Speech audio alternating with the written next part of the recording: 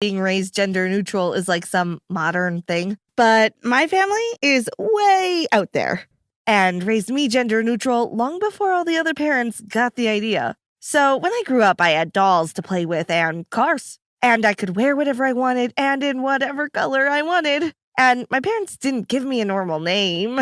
They called me Apricot, which was like completely normal to me. I was a baby. I knew no different. And when my parents wouldn't discuss my gender with family and friends and got into arguments, I just didn't really understand what was going on. I thought gender was a kind of fruit. That was until I went to school and I realized I was different. So there I was. I was on my first day of school at break, standing there in the schoolyard, looking all awkward. And some girl called Flora came up to me and said, Apricot, that's a weird name. So, are you a girl or a boy? 'Cause you look kind of funny. I just can't tell what you are. But you are kind of funny. Kind of funny. Kind of funny. Flora had the kind of funny face that if Facebook had been around way back then, a picture of her face would have had a warning filter on it that you'd have had to click on to reveal the picture of her. You know what I mean? I mean, she looked like an ugly Snapchat filter before Snapchat was around. She were dat ugly. But she kept on all pushing me to answer her question. So, Apricot, are you a girl or a boy? Yeah, her voice was dat annoying.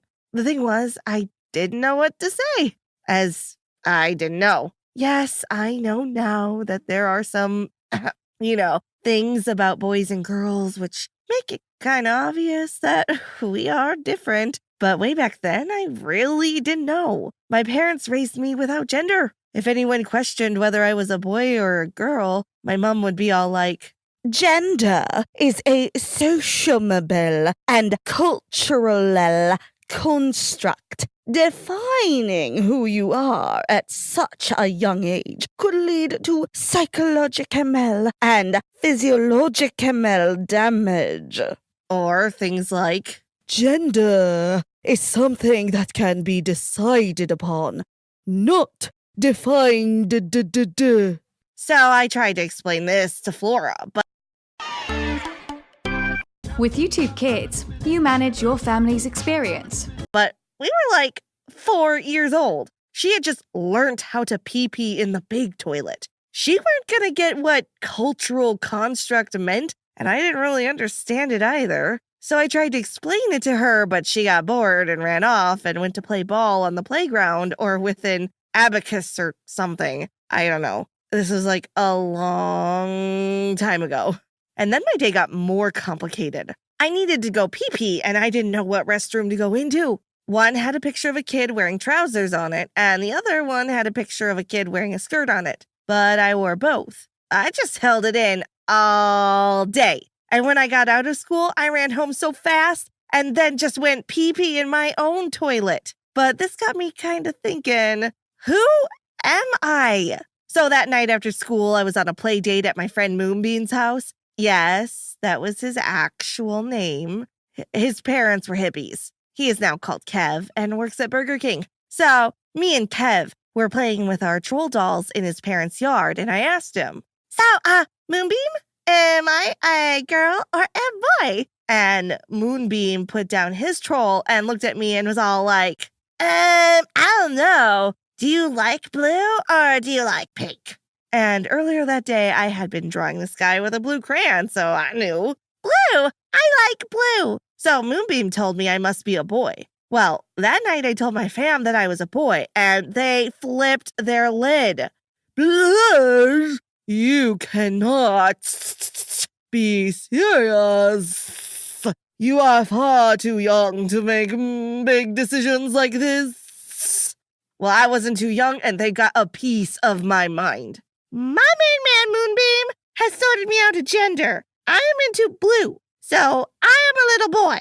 So there, boomer. So there. Then for the next few years, I used to wear blue and play with fire trucks, and I would lift and eat like 10 raw steaks for breakfast and, do real manly stuff.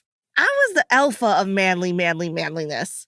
And me and Flora actually became friends. And over the years, her face kind of sorted itself out, and all the face bits started to move into the right place. So she looked less like a Picasso and more like a hello. And then I hit my teens, and I decided I wasn't the blue crayon. I was the pink crayon.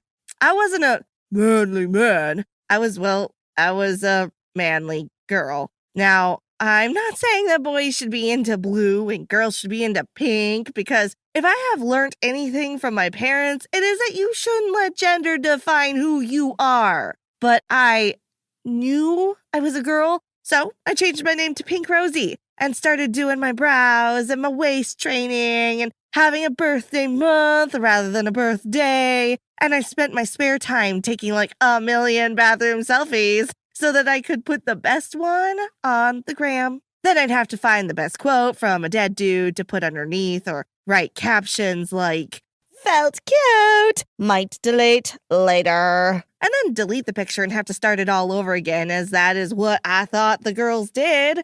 Being a girl was so exhausting.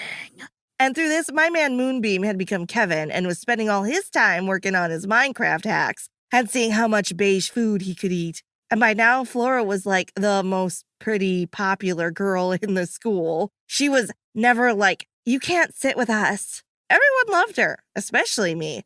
She really helped me with my transition to become a girl, such as learning things like how to contour and what clothes to wear and how to sew new doilies.